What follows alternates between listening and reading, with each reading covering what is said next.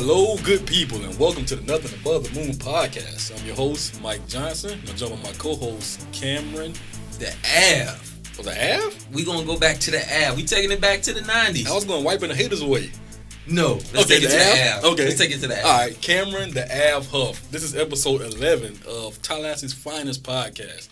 Today we have a somewhat special guest in. I say somewhat. Yeah. Because, he's the reason why I'm going back to the Av. Okay, cool. Yeah. All right.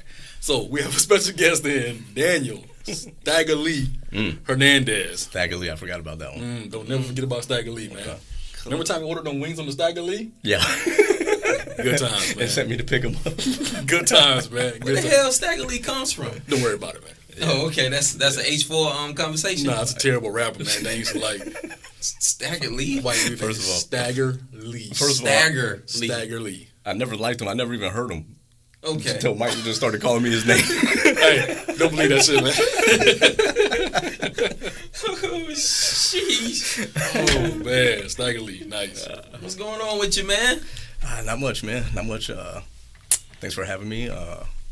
Actually, you guys are welcome. You know. Yeah. Let me say let me say something first about last week when your sister was on. Okay. First of all, she brought some class to the show, some professionalism to the show. Very educated. This show is going to be nothing like that. So we taking it back to the roots. I guess so. Back to the beginning. Yes. Okay. Taking all the class, all the education, everything out. Gone. That's Nice. finished for. That Good. was last week. This- All right. this- I've heard the rest of y'all shows too. None of them were like last week either. All right. Good, man. Good. We still haven't done our experiment with the deer. We still haven't went out in the woods and tested to see if a deer would actually drink antifreeze. I'm gonna say you guys will probably never do that. Probably not. But it was a funny part of the show though. But do you think a deer would drink antifreeze? I've heard of other animals drinking antifreeze. See, So- No, but I just can't see it, man. man, animal is sweet, bro. Yeah. I just can't see a deer Like that's drinking antifreeze. part of the big reason you're not supposed to let it like run on the road by your house and all that is because dogs, cats come lick it up. Interested. Yeah. Yeah. Interested. I drank some. It's pretty sweet. It's not too bad. Oh man. Is that supposed to is that like after a night of drinking or something? You drink antifreeze? No, right? First thing in the morning. Just first thing in the morning. it's like a protein shake. That's it. I told you, man. Animals drink antifreeze, bro. They don't know no better, man. What about us? Why we can't drink antifreeze? Try it. Alright. You want to film that? Yeah, me drinking antifreeze? The antifreeze challenge? Hey, I'm down for that, man. Oh, okay. I'm down for any kind of challenge the internet got to offer, man. Trust me. You think anybody will follow the antifreeze challenge? Of course, man. Not only will they follow that shit, man, probably lose a couple of lives along the way too. I guarantee you. Hopefully. Well, that's how you got. Usually, that's how you got to test products out. People got to lose their lives before before it officially becomes put into the American stores for consumers to buy. So Yeah, I'm pretty sure if you put anything into a teenager's head, they'll try it. yeah, These days. Yeah. That's true. So somebody will be on YouTube drinking antifreeze. See, I'm gonna do the antifreeze challenge. Yeah. I'm not down with that. We don't have to do it. We can start it. Yeah, and just talk other teens into it. Yeah. So we just gonna have a picture of Kool-Aid and make it blue and then drink it and then tell everybody it's actually antifreeze? Jim Jones. Yeah. Jim Jones? Oh, man. Bang. Bang. Dang. Yeah. Speaking of the 90s, man, y'all guys still watch wrestling? Because I think something's supposed to come here very soon, man. I haven't. Honestly, I've been off of it lately, man. I was kind of on it probably like the last year and a half. I was watching it kind of regularly, man, but I haven't watched it in a while. Oh, okay. You trying to go? Nah, man. I mean, I just don't know none of the people anymore, You'll man. learn real quick, man. It's all the same guys, man.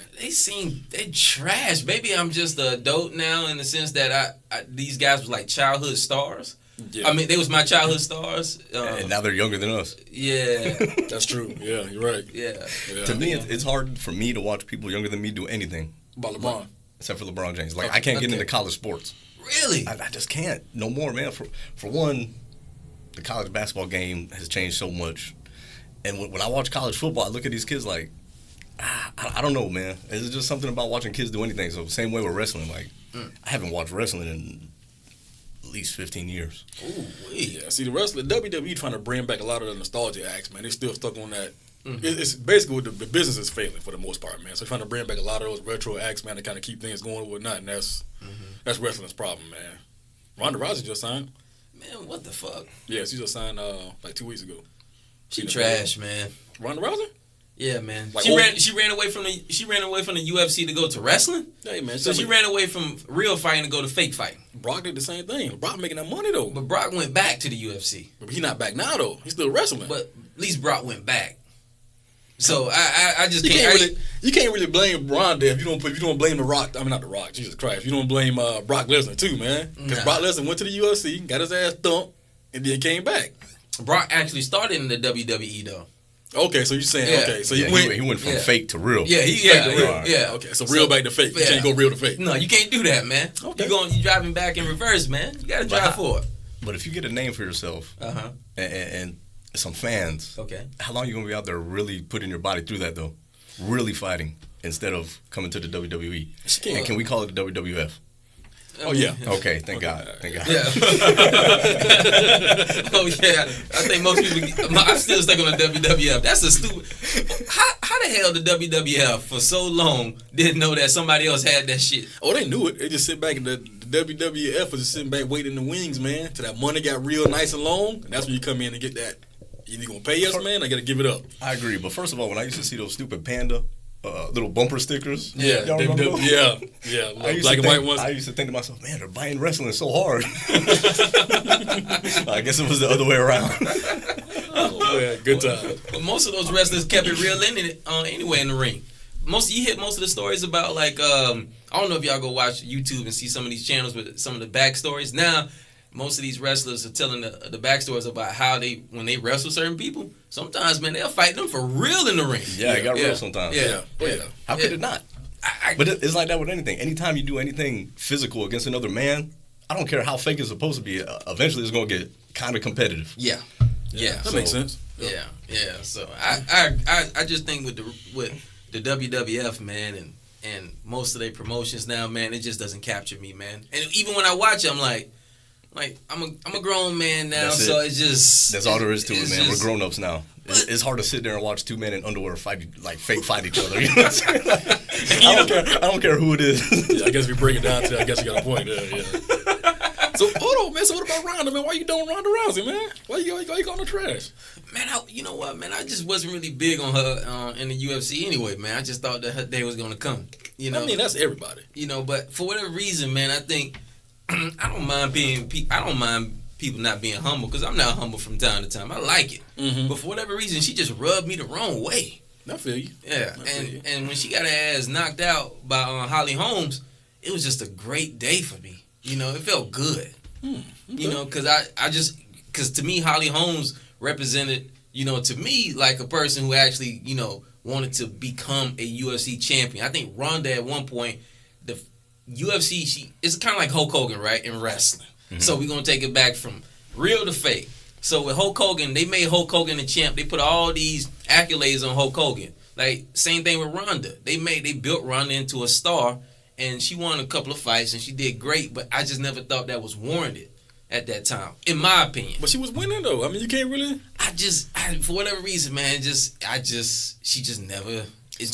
was never my cup of tea, man. But to me, here's the thing, though. Here's the difference.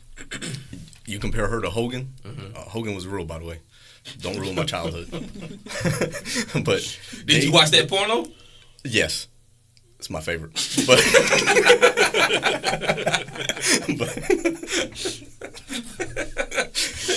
But the thing that makes them different is they were bigger than the sport. They became entertainers. Kind of like Money May. True. Is more to them than just being a boxer or being a fighter or being a wrestler. They were looking for a bigger, broader audience. Okay. So they had to have that kind of attitude, that cockiness, for not for the sport, but for the fans. And to me, that's what makes people like that different. Okay. So you don't like Ronda Rousey? It's not like I dislike her, man. I just never really cared for her like that, man. I mean, she's cool, man, but she just ain't my cup of tea. So, but Spider. But man, when he started getting his ass whooped, man, and it just, you know, it's just like, dang, man, my guy's getting whooped by, you know, these guys that I didn't think who could beat him. And then you had to start liking other people because they put those guys in the spotlight, and they eventually moved Anderson Silva out of the spotlight. But with Anderson Silva compared to Ronda Rousey, he lost a couple of fights, but he had to gain that notoriety. And it's different with men, I guess, because they're trying to, maybe Anderson Silva wasn't maybe marketable like Ronda Rousey is. But, man, I just felt like they just, as soon as she won a couple of fights, man, Ronda Rousey, she's the GOAT, she's this, she's that. I'm like, sheesh. Let her fight a couple of more fights and let's see, man. Anderson Silva's supposed to fight Roy Jones, right? In boxing or UFC? Boxing. Oh man, he about to get his ass. Well, actually, that's a good fight because when Roy Jones got put to sleep by that white dude over there in England, I said, Roy, please give it up, man. Did you watch his last fight? I seen.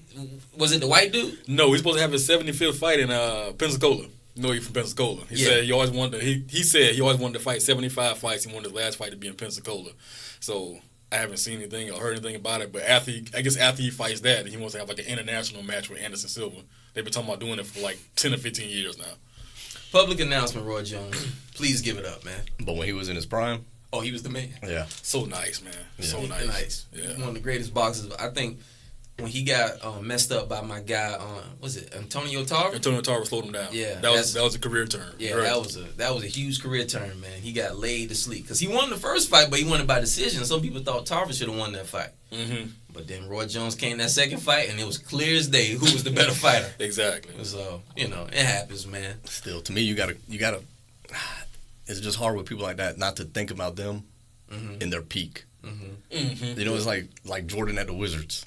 Yeah, man. You don't want to remember that. Nah, man. And when people say, so and so beat Jordan or did Jordan this way when he played for the Wizards, I just think to myself, like, that don't count. Nah, that doesn't even count. He was hooping on the Wizards now. Don't sleep. Yeah, he was. He got him to the playoffs. Yeah, he was playing good. Yeah. I don't think they ever got to the playoffs. They didn't. The Wizards. I thought the first year he came. No.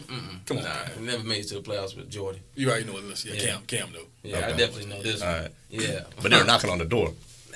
They was at the door. Okay. I don't know if they had to. They might have knocked one time. They ran off. Yeah, they said, hold on, get the hell out of here, man. Speaking of the '80s, man, what you think about overall with these shows that they're trying to I see a lot of shows on like Netflix and shit that they trying to make like nostalgia, like what's that show called Stranger Things? Great show, by the way. Yeah, that's a great show. They actually did part 2, and then it's another show I can't think of right now. But they kind of trying to have these shows kind of like mimicking like things in the '80s, man, and it makes it interesting. I don't really watch Netflix. I don't know nothing about that show. You tripping, man?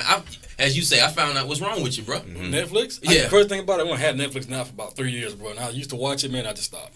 So Stranger Things marathon at my house next weekend. Anytime, man. All right, man. Anytime. Marshmallows? Huh? Marshmallows? Definitely. Yes. Definitely. This is OH4 talk, man. Did y'all used to have marshmallows? You didn't know me and Mike lived together for like 9 years? Pretty much. It was that long? He was almost my bro husband at one time. Yes. Pretty much, bro. That's cool, man. Sometimes you gotta have a bro husband, bro. Yeah, I mean, we were right there, bro. I remember y'all had those classic stripper parties, though. Definitely. Yeah. Definitely. That had nothing to do with the 80s. Nah. Yeah, that was Well, some of them girls y'all had was from the 80s. Bang. Like, oh, wait. Hey, you always want your women from the 80s, man. Well, yeah, you want your women from the 80s. They might have a little taint to them, though. That's all right. And I don't know. The 80s taint is a little bit different than that 90s taint. You like, I don't no problems with that. Yeah. So you think the 80s taint worse than the 90s taint? Come on, cuz. The 90s taint, bro. Think about it. Nah, the 80s, they wasn't dishing, baby. They wasn't washing clean, man. They got that hairy bush. They wasn't doing what they was supposed to do, man. Not in the 80s. You seen pornos in the 80s, man? How far are we into the show? About 30 minutes? No, not even that, bro. It's already completely nothing like last week's episode. I've ruined it. If you thought we was gonna continue with mental therapy, you was highly mistaken. Now we talking about do girls douche from the 80s? Yes. They should have. Man, you gotta remember those pornos, man. Those girls wasn't dishing. Yeah, that's probably true. Yeah, man. Come on. They weren't even shaving. No, they wasn't even shaving. Probably true. Nonetheless, dishing. I'm all right with that. I'm all right with that, man. So, all right, I like my girls grown, man. So let's clear this up. So you don't like Ronda Rousey? Oh my goodness, man! What in the world? Ronda Rousey, you know what? I'm gonna tell you why I don't. She is an 80s baby, though. Yeah. She's from the 80s. Let me get back on Ronda Rousey, man. You know why I don't like Ronda Rousey? Because she said she could beat a man. Or they said she could beat. They said at one point she could beat Floyd. That kind of. That's crazy talk. That's not her fault, though. No, but she actually believed it. What's wrong with that? Nothing wrong with it. Confidence, man. But, that's just a dumb statement, dude. Confidence or not. Confidence, baby. That's a crazy statement, man. If a man says I could go out there and whoop a woman, well, we have double standards. We can't say that. We can't say that. We shouldn't say that. No. But yeah, I see your point. Though. Right. Yeah. So at the same time, man, they built Ronda Rousey up to fight men too. And if some dude accepted that and got in the ring and beat her ass, that would be the most hated dude of all time. Could you imagine a dude just whipping her ass? What dude would fall for that trap, bro? None. Somebody would. There's not one dude in America who would fall for that trap, man. Come on. Nah, there's some stupid dudes in America, man. Yeah, Think about it. Yeah. I done seen guys online fighting against women like MMA fighters, man. Yeah, they'll do it. Somebody will do it. You seen? Have you seen an MMA female fighter beat a dude? Yeah. Whoop him good? Yeah, whoop him good, too. Like another fighter or like an average dude? It was like an average, just like an average guy. It wasn't like fighter versus fighter. It was like an average guy. Like an average guy or like an average guy at the gym? Like an average guy. Like same weight class, but a girl. I mean, a guy. That's like an average guy off the street that was in the same weight class as the MMA. But not athletic build, not like a gym guy. No. Okay. Do you think anybody can get choked out, bro? It don't matter how. I cannot get choked out by a woman. Yeah, you can. I can't. You think Ronda Rousey can choke you out? My neck will not let that shit happen, bro. It happened, bro. Your pride. She'll put you to sleep if she grab you in the right way, man. We in the Me Too movement, man. Yeah. So women can definitely choke us out in this movement today, man. Oh, yeah, for sure. Yeah. But I remember just in the 80s, man, how classic certain things were like I'm a huge Rocky fan, so anytime Rocky comes on, I watch Rocky 1, Rocky 2, Rocky 3, Rocky 4. After classics. 5, it went into the 90s, trash. But, But 4 was the best. 3 was the best. 4 was the most classic, but 3 was the best to me. Which one was the one that had Clubber Lang? 3. 3? Okay, yeah. I was always a fan of 4, man, because he was fighting communism. You like Yes. Just like today. Just like today, man. Oh man, yeah, that was classic. But what was your go-to movie in the 80s, man? Man, I can't tell you just one, man. There's so many go-to movies in the 80s. When we were in high school, everybody was watching Scarface again. Yeah. That was, and Talking Like Tony, and that was the big one. But yeah, man, I go farther back than that when I was a kid, man. And you remember the first time you seen The Never Ending Story? Or just some of those? Never seen that shit. You never seen that? Oh my god! So you guys had no childhood in the 80s? Pretty much. I seen bits and pieces. That shit with the big flying dog. Yeah, right? Man, that big fluffy flying dog. Sounds terrible. No, man, that was awesome, man. But the 80s is just because we think of we remember the late 80s. Yeah. Mm-hmm. But when you go back to Thundercats, yeah, He-Man, Voltron, yeah, when we were kids, it wasn't the late 80s. Nah. It was the early mid 80s. Yeah. 85, 86. Yeah. So came out, yeah. And also I got a sister that's 6 years younger than me. Mm-hmm. So I remember a lot of the movies, mostly Disney movies and kids movies that she was watching in the 80s because they were on repeat on the VHS over and over again. Yeah. And even though I wasn't watching, it was on TV. Yeah. So now when I hear those movies, I can recite them word for word. Shout out to VHS. Yeah, VHS. Definitely. Miss it. Man, is it anything from the 80s that you would bring that you wish we can do currently? Like some Ronald Reagan. Ronald Reagan? Oh, fuck no. You talking about him bring back Oliver North too? Well, he was around in the 90s too. Oliver North? Oh, yeah. Oh man. Is Oliver North still living? Yeah, he actually got a show on Fox. Really? Yeah. Oh, God. It's like terrible. War stories with Oliver North. That sounds so terrible, bro. Oh, God. Goodness. Oh, my God, man. I mean, he might be on his last limb. Okay. But he's still around, man. Yeah, because when they was fighting the real Noriega down there in Panama, man, that was a crazy situation because America actually, that was actually a little mini war within that country that people didn't think was a war, but they thought it was like a war on drugs. But it was actually a war against Panama. It was pretty much. Yeah. But Panama was kind of at war with each other. Mm-hmm. Because you had so many factions. You had the government, you had the drug lords, you had the people. Like, nobody there was getting along either. And that was a war that we kind of fought with the CIA. But that was in the 90s, bro. That wasn't even in the 80s. Shout out to Panama. Panama is a great place, man. Especially this time of year. Shit. I wouldn't mind visiting Panama, but I want to go to Venezuela or Honduras. No. Nah, you don't want both very dangerous places. Venezuela, you gonna go, you better take your own food. Yeah. you see the GDP on them? You see the GDP on their food? Damn. Man, that food is like ridiculously that's what priced. socialism will get you, man. But yeah, well, they got one person controlling the whole country. And from Honduras, they have like families controlling the country for like, I think it's like 10 families or 13 families been controlling the country since like the early 20s or the 1800s. I think, is Honduras the murder capital of the world right now? Yeah. Okay. Yeah. That's what I thought. Yeah. You go down nice. You go down there, you getting killed. I don't want to go no farther south than Key West. Damn. Key West. Now you like Puerto Rico. No farther south than Key West, man. Oh, they don't even have lights in Puerto Rico, bro. Oh, you don't need them. Yeah. Puerto Rico nice though. Puerto Rico's nice. Puerto Rico nice. Puerto Rico. Speaking of 80s, we're talking about 80s, man. Let me tell you what's nice, man. Those Miami Heat Vice jerseys, man. Oh, but just so clean. You like them? Hell yeah. You seen them? Yeah. Oh, you seen them? Yeah, man. yeah. You don't like them? Yeah. Kind of different. I ain't feeling it. Let's find out what the problem is, weird. damn. Yeah, you don't like the Vice jerseys. I ain't feeling it all the way. That's the thing about the NBA that's different, man, is the fans aren't traditionalists. Yeah. You know what I'm saying? They think it's cool when you mess with the jerseys, with the logos, different colors, even if it's just for a year or two. Mm-hmm.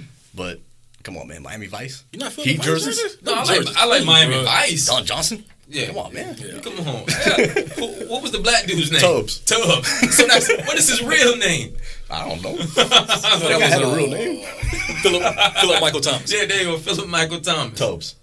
Tubbs. Nah, Yeah. man. Good TV, man. Miami Vice is good TV. Yeah, Miami Vice. That's when they debuted that song on Phil Collins on I Can Feel It in the Air Tonight. Great music. Yeah. Was it on Miami Vice? Yeah. Uh-huh. It was Yeah. now. Huh. Yeah. It was now. No facts needed, bro. I'm about to say that. Yeah. Phil Collins' song debuted on Miami Vice. Okay, I don't know about that one either, man. We But gonna it is leave it now, there, bro. All right, okay, good. We gonna leave it there, man. And debut to Miami Vice. Yeah. Okay. Debuted in Miami Vice, bro. I remember the scene very vividly. Yeah. All right, so which was better, man? The A-Team or Miami Vice? Ooh. One came on at night. One came on during the day, right? And Miami Vice A-Team came on during the daytime, if I Yeah. recall correct. And Miami Vice was the evening show. Yeah. Yeah. So, man, 18, that's man. a tough one there. 18 was better? Because I just love Mr. T, man. how can you not? Yeah. What was it, B.A. Baracus? Yeah. That's Rockets. terrible, bro. Yeah. The band. Yeah. The band, yeah. Yeah, The that was a band great show, nice. man. Miami Vice was better. So Miami Vice? I don't know about that one. Well, I'm from Miami. That's true. Yeah. Yeah. You are you from Miami or are you just a transplant who lives in Tallahassee? What? I don't It's know if that kinda makes the sense. I mean, I was born in Miami and left. The first time I left to Tallahassee, I was about 10 or 11. 10? About 10 or 11. And it was culture shock, bro, because I went from where we lived, there was everything. Cubans, obviously my family, everybody that lived around us. A lot of Haitians. Okay. And then just black people. And then the white person I knew was my mom. So My mom and Sarah. And I think there was one other family in the neighborhood that was white, my old friend Lance. So It's a white-ass name. that's a white ass name, yeah. Lance. But so I was there until I was like 10 or 11 for the first time. And then my mom moved up here, came up here with her, and went to Gilchrist Elementary School. Shout out to Gilchrist. Shout out to Gilchrist. It was the complete opposite of Reynolds Park, where I went to school down there. And then, so then there was like a few years that I was back and forth from. Oh, it was just. How much did you like Gilchrist? How cool was Gilchrist? Man, I got a lot of good memories at Gilchrist, Yeah, man. man. Shout out to I mean, I Gilchrist, was man. there for some of 4th grade and the end of 5th grade. It kind of broke up in the middle. Nice. But that was different. Different coming from Miami. where you Now grew up, my was it 2 daughters dangerous? went there. You go to Gilchrist? They did. Shout out to Well, Kira's in middle school now, but Ava's still there. I'm pretty sure she learned a lot at Gilchrist, man. That's a good school, really. Yeah. It is a good school. Yeah, good school. I'm not going to say it was a good neighborhood, but a lot of that had to do with just the families and stuff I knew and was around, but it didn't feel dangerous back then. I never didn't feel dangerous. I don't think nothing felt dangerous as a kid, man. Not at least in our lifetime. Not where we grew up, at least. It depends on where you're from. You read that Steve Francis story, man? I read a little bit of it. It was good, man. Can you give some cliff notes on that? I give you a lot of clip notes on that, man. Elijah taught him how to dress. He said he know how to dress. Elijah got him and bought him some linen suits. The dream. The dream. Bought him some linen suits. Bought him some linen suits, man. He said the quote was Steve Francis dressed like a bus driver. he said with the big boots on him, the big boots and everything. He used to wear the Timberlands and whatnot, man. And he was talking about how he grew up, man, in D.C. selling drugs and everything. And it's a good read, man. It really is a good read. Nah, I hear a lot of people, now starting to reveal their past stories. So it's good to see people out there, living their truth. Mm-hmm. So, yeah. Shout out to Elijah Wan and Steve Francis and the entire Houston Rockets organization. Leslie Alexander. I did read that part about Sam Cassell, who took him out that night and busted him down for 35 points. Wait a minute, this started off good and kept going, man. Yeah, that was pretty good. That was actually real good. I was like, damn, man. You see the Gary Payton part? That Gary Payton part was classic. Yeah. He was giving Gary Payton the business, man. Gary Payton said he just went off on him. Like, bitch, when I see you in Seattle, when I come down to Houston, it's on. Mm-hmm. So I like, yeah, it's good to have good company. Read the article, man. Oh, man, that's when basketball was basketball, by the way. Did you send it to her? I don't think I did. I need to, though, man. Players Tribune, man. Steve Francis got an article about how he grew up and everything, man. It's good. Nah, not that long. You need to send that to him. Hernan isn't going to go out there and research that information, man. Text that to him, man. Please. Yeah, I got you. Yeah. He did another one, too, about Yao Ming was also good, man. How him and Yao Ming kind of met or whatever. But let me get off Steve Francis, man. That's boring.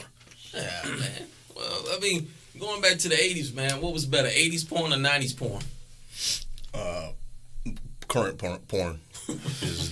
I have to go with Daniel on that one. Did porn even exist in the 90s? Yeah, man. Sure. I'm absolutely positive. Really think about that, bro. Let me tell you something. There's never been a point. There's never been a time in history. No. Come on, man. Are you serious? There's never been a time in history that porn didn't exist. Listen to what I'm saying. Listen to what I'm saying. Porn, I know it existed, but can you think of a porn in the 90s? Yes. You can? Yeah. Very vividly. Really? Yes. You sure? I'm 100% positive. All right. Matter of fact, this dude had a porn watching at his house. You know how people have. Whoa. Were you there? Like, most definitely, I was there. It was like all dudes or yeah, it was all dudes. Yeah, it's like I got a porn. I'm like, all right. It was like a screening. It was like a screening. It's like you going to watch a movie, a world premiere. No, but not his porn. Huh? Not his porn. No, not his porn. No. Oh, man. No. All right, so let me get this right. Yeah. So it's a group of dudes. In a small living room. Relatively small, but not that small. Watching porn together. Okay. Yeah. It makes sense. It was in the 90s? It was in the 90s. Man, I hope it was really early 90s, like 90. I don't remember no 90s porn, man. Because after 90, 92, you're just way too old for that, bro. After a while, it did become uncomfortable. I hope so. When people started taking bathroom breaks. Yeah, he like, whoa. Hey, you got a bathroom run? Oh, man, the things we did as kids, man. Nah, I never did that one. No, you never did that one? Never watched porn with a group of guys? No. I had before, but I never went to a porn screening. No. You never went to a porn screening? No. Okay. But let me tell you what happened to me one time. Oh, God. Since we're talking about Bakari Tucker. So this one time. Whoa! So this one time. You threw the whole man name out? I love that guy, man. I always will, especially because of this. Okay. Oh, my God, man. Excuse me, yo. So one time. Oh, God. You know, in high school, like 9th, 10th grade, whenever we started driving. The Black Panther, by the way. Black Panther, there you go. Smooth skin. Panther skin. Like, I was like the first dude to have like a video camera. Oh, and it was the nasty one. Like, it looked like a big camera, but you had to hold it like up to your face. So, I remember that camera too. So I was dating a chick at the time. And so we made a video. Okay? Oh, man. So we made a video. You know who the girl was. Mm-hmm. Yeah. So, Oh, yeah. so Bakari said, hey, man, I'm going to PC this weekend. Can I borrow your video camera? Mm-hmm. I was like, yeah, man, you're Bakari Tucker, man. Whatever you need from me, you got it. Yeah. So I gave it to him, right? Uh-huh. Didn't think to take the tape out. Mistake number one. So, like, the week after spring break, we come back in school, and everybody's, like, dapping me up and, like, just saying weird stuff to me, like, people I don't really converse with. And I couldn't figure this out. I was like, what's going on here? So, Bakari gave it back to me. He's like, hey, man. He's like, you gave it to me with the wrong tape in it. And I was like, uh-oh. So I was like, all right. And he's like, nah, man, you got nothing to be ashamed of, man. We had everybody over watching it. So it was a porn screening. It was a porn screening for me that I wasn't invited to. But he said, it was funny because I remember this part, like, at the end, I guess, being like, after I was finished, like, I just started, like, holding the camera and I was talking crap, and, like, me and the girl were just being funny together. Oh, man. So he just started, like, telling me what I said afterwards. I remember that. Oh, man. Now that brings back memories. How did the girl feel at the time? She never found out, bro. And hope to God she never does. Oh, Because even 20 years later, I'd probably get killed. Or yeah. a long time later, I'd probably get killed. Yeah. Bakari told me that story firsthand. That was funny, man. I love that guy, man. Yeah. Was that the Zeus story? Was that, you said Zeus? Zeus? It was some type of, somebody had like some videotape where they said Zeus when they was doing something crazy on the video camera. Was that it? Was it Napoleon? I think that story may got embellished a little bit. I think okay. it's the same story, but I think it's a little bit extra added to it. Okay. That's what happens when you get it from one person to the next to the next. Oh, yeah. Because I don't think I call myself Zeus. Okay. Let's be honest here. Zeus. Oh, man. Shout out to Bakari Tucker, man. I love that guy, dude's a legend, man. Yeah, if you guys ever get him in here, like, can I just sit on the couch and watch? Oh, like, I don't even have to sure. get out Does he stay in Tallahassee still? Yeah. God, I hope so, man. I haven't seen him in a long If he time. moves, I move. He stayed in my mom's neighborhood still, right at the top of the hill, man. I seen him not too long ago. Oh, okay. You know where my mom's house is, right? You know, you got Yeah. a little hill that go right up, the street that go straight up. Yeah. He's right on the other side of that street right up. Oh, okay. Might go holler at Bakari, man. See what's Yeah. up. Get him on the podcast, man. Hey, I'll bring him on. Oh, man, that would be Yeah, we incredible. talk about the man. video screening that he had for Dan. Oh, man, Rickers, Yeah. man. The original Black Panther, man. Yeah, Bakari Tucker. definitely. Rickers shaped a lot of our lives in a lot of ways, man. It made it more interesting, man. Once we left Rickers, man, I felt like we gained some type of, institutional street knowledge from that school, man, that carried us, to, have more common sense when we dealt with other people. Like, literally, like, you could tell people's mannerisms and how, at Rickers, like, You know him as soon as you see him. Like, you could just tell, like, you went to Rickers. Like, you literally went to Rickers, but some other people be like, nah, you ain't go to Rickers, man. Why you lying to me? I don't remember you at Rickers. Now, I'm sure everybody took a lot of who they are from high school. Of course. But at Rickards, you got to think too, man. It's like for me at Rickards, pretty much all my friends I had there are still my friends now. It wasn't a lot, it was I wasn't around. I didn't hang out with a lot. I knew a lot of people, Right. but the people I was tight with then are pretty much still the same people I talk to now for the most part. So,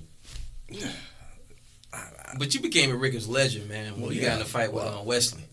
yeah. Yeah. That was a classic. When I heard that story, I said, where was I at? I was like, The same chick that was over was Yeah. the chick from the Bakari video. see, porn to fighting. Wow. So, Oh, man. That's where white girls with ass will get you, man. Matter of fact, at that time, you did have one of the first white girls I actually seen at that time who had ass. Yeah, she started it. Yeah, she definitely started it. I was like, oh, okay, I see you her. I see you out there. I remember Cam used to ask me like every other week, like, "Hey man, you and Heather still together?" He was just waiting. I could see it in his eyes, man. Close. Like the real Black Panther. Sitting there in the bushes. Waiting. Nah, speaking of white girls from Rickards. So one time, I never know Cam to be a mean dude, get mad over anything, right? So one time he came up to me, he's like, "D," he's like, "Man, you got to take me around the corner real fast." I was like, "What?" It was an untold story? No, you was there, man. What you talking about? I was like, Cam. I was there? Yeah, let me tell the story. I said, Cam, what's up, man? He's like, nah, man, I got to see the something. I got to see the something. He said it just like that. That's when I knew it was serious. I was like, see the something? All right. He said, see to something. So we walked to my 88 town car, and I'm like, all right, Cam, get in. He's like, nah, I'm riding on the hood. I was like, I said, what? I said, you're riding on the hood. He was like, yeah, man, just drive slow. I'm going to point you where to go. And he said he was going to point me where to go, and I was like, all right. So he got on the hood. Oh, God. And somehow, I don't know where this came from, but he was pointing me where to go with a baseball bat that he did not previously have. I don't know where I got that baseball bat from. I definitely don't know where I got that baseball bat from. I just had it. So we get to this house, and I'm like, Cam, I was like, is this your girlfriend's house? He's like, yeah, this her house. Time out, man. Time out. Before you get, I got some questions about this story, man. So first of all, you were really on the hood? He was really on the hood. You don't remember that, man? No, man, I was not there for that, bro. Somebody was there. Jesse. No, Jesse was there. Somebody was there. Mike was there too. No, I wasn't, man. Man, you sure? I'm positive, bro. You can't forget this story, no, bro. I can't. Exactly. No, he'll forget some things, man. On the hood with a baseball bat, bro, I was not there, bro. Bro, you had to be there, No, man. I wasn't, man. Yes. Me, her, Mouse, and you. The crazy thing man, was, wasn't there, bro. Yes, you the was. crazy thing was Cam knew this was coming because he had to have planted that bat under my hood. It's the only explanation, bro. So I'm like, Cam, I'm like, man, this is your chick's house. He's like, yeah, it is. But some dude named Drew's in there. So I had the bat. He was hitting the bat on his fist. And so we passed, and he'd be like, turn around. And we'd pass again. And the bat in my hand. And this went on for like 20 minutes. And finally I was like, Cam, I was like, you gonna get out of the car and do something? He's like, nah, let's go. Oh, no, Cam, I wasn't there, bro. I wasn't there for that one. That was a classic story. Oh, man. Wow. You had to be that man. No, Cam, man. You think I'm going to forget that? But wait, let me add another part to the story. This is a couple weeks later, right? It's a couple weeks later. Cam was back to normal, happy self. He's like, hey, man, you'll run me up the street to my girl's house. I don't want to say her name, Emily. Yeah. But I was like, yeah, all right. I was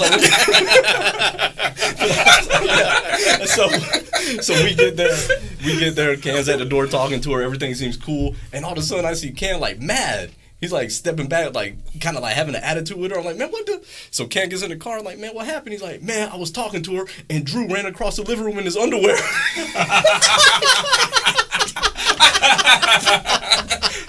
Now you was there for that one. No, I wasn't. You remember before we went to PC, we was at Willie House. Cam, I wasn't there. No. Before we went to PC, we was at Willie House. And I said, hey man, I think I actually went up the street. I think I took your car up the street. Yeah, the wagon. I took your car up the street or something like that, and I seen Drew come. I knocked on Emily's door.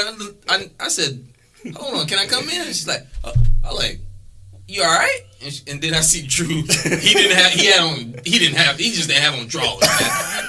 But now he's definitely embellishing this story. Okay, so what he had on? He had on pants and a shirt, but he walked across. Mike. Mike. Come on, man. Drawers? No, he didn't. Come on, man. Hey. Did you say anything to Drew? I said, what's up, Drew? You said, hey, Cameron. I said, oh, my goodness. God. Yeah. So I remember you telling me the story, but I don't know, dog, the baseball bat in the hood. I was not there. Two, man, I got a good memory, bro. I was not there, bro. Well, it's like you were there now, man. Yeah, you did now, it's man. like you were there now. I'm trying to figure out who was there, man. It was definitely four of us. Definitely Moss was there. Moss was there. Yeah, it wasn't me, bro. I remember that vividly, man. That's funny. It was a black dude, though.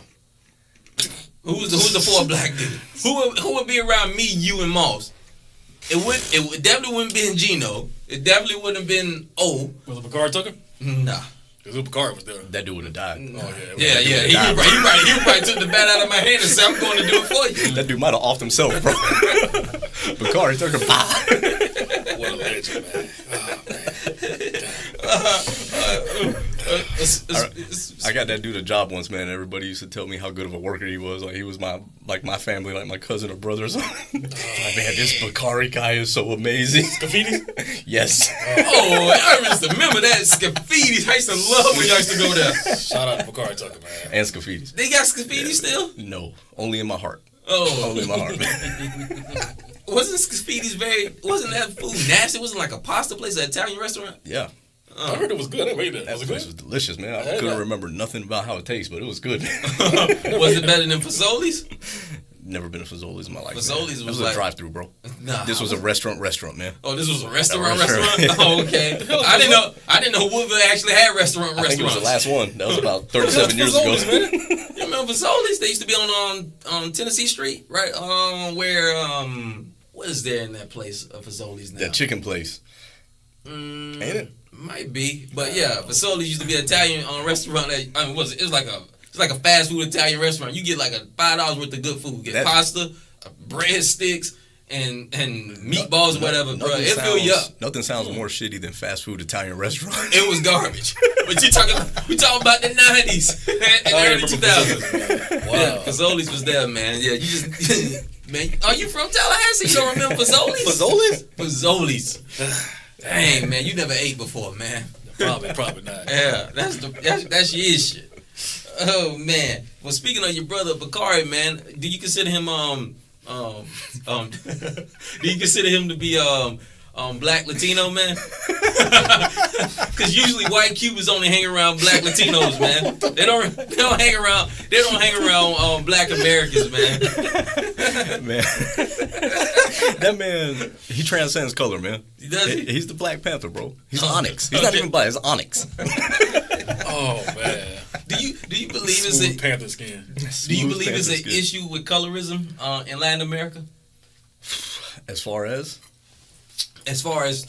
people not recognizing it. So, for instance, in America, for so many years, people have like looked at the landscape of the country and how, you know, whites compared to blacks and how despicable certain things that happened in the past, like slavery and Jim Crow and mass incarceration, have been dedicated to attack one segment of the population. Mm-hmm. But in Latin America, it's not necessarily, it's been things like that, but not maybe to the extent of the North America. But in South America, you know, it's been, you know, colorism. So, for instance, like you have people who only get on TV that of your complexion, like, well, not my complexion. Well, sheesh, normal Spanish. Well, normal Spaniards. Gotcha. But the darker Spaniards, you know, probably wouldn't, you know, because, you know, obviously with the Atlantic slave trade, most of the slaves, as they say, went to, you know, the South Americas, you know, the lower part of the Americas. You know, mm-hmm. A few of them came to the North Americas, but they really went to Hispaniola and current day South America and all these mm-hmm. places. But, like, most people are looking at colorism and thinking, like, well, people in Latin America are still fighting these things that people in North America aren't fighting as much. I mean, we still have our, you know, issues up here, but they're still saying it's still a huge problem down there. It's relatively peaceful up here on a day-to-day basis. Right. Yeah. Right. But you know, but you think about it, I never seen a dark-skinned Latin president like a Honduras or Colombia or any of these places. Well, you know, a lot of those places don't have they got a lot of different cultures even within countries. Mm-hmm. You know, and we're talking about a whole continent. Mm-hmm. So, I mean, you know, there's countries that have, like, take Cuba, for example. Mm-hmm. Cuba has, you know, a lot of people from Spain mm-hmm. Mixed with slaves at the time, and now you have a darker generation of Cubans. Right. But there's still a lot of Cubans from Spain that didn't, mm-hmm. and they're light as could be. Mm-hmm. So, and there's a lot of countries in South America like that you have that variation. But a lot of countries in South America, you don't have that variation as far as just looks go. Mm-hmm. So it's different cultures, different regions of the country. They're not as connected as we are. Mm-hmm. I mean, we got people in California, New York, they could talk in an instant. Mm-hmm. You know what I'm saying? But in some of those bigger South American countries, these people, even within their own countries, are disconnected completely. Mm-hmm. So you have a lot of different cultures and stuff, even in a small box, mm-hmm. that we don't have to worry about. Mm-hmm. And I think you know, that's going to be the difference more than the color variation. in South America. You got, it's just which culture is closer to the bigger cities. Mm-hmm. You know what I'm saying? Like take Cuba, for example. Cuba, you go to Havana, and that's about it. Right. Everybody else that doesn't live around there is just peasants that live in pretty much the country. Mm-hmm. And it's a lot of South American countries like that. Mm-hmm. So. Yeah, I mean, I think for the most part, South America still has a problem with it. Or, the continent of the Americas have a problem with it. With race?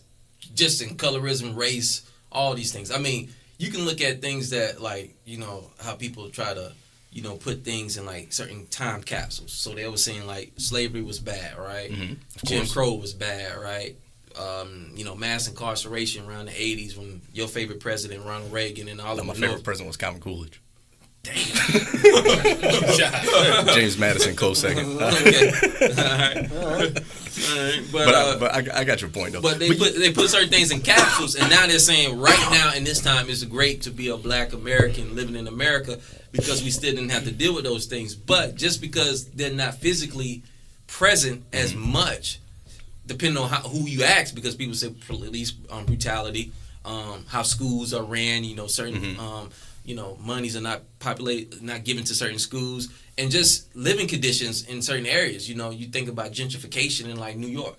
You got Harlem that's getting Whole Foods, and for 20 or 30 years, nobody was going to Harlem. But now people can't live in Manhattan because it's too expensive, so they have to move to Harlem, and now they're moving the native Harlems out of there. All right. Same thing with Tallahassee. People don't realize there's certain gentrifications. Southwood is a whole area, but they're expanding out constantly. And gentrification is good if it's meant to keep the people in that area that can work and, be at these jobs so they can provide for their family.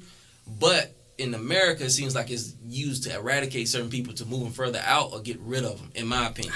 Man, you just covered a lot of ground there with that one statement. Yeah. Well, I say this. With race, there's always going to be a race problem. That's inevitable because there's no way to you can't get rid of every asshole, black or white. There's always going to be someone is always going to be racist and say stupid crap. But what I think we got to do is we got to look at it as a day-to-day thing.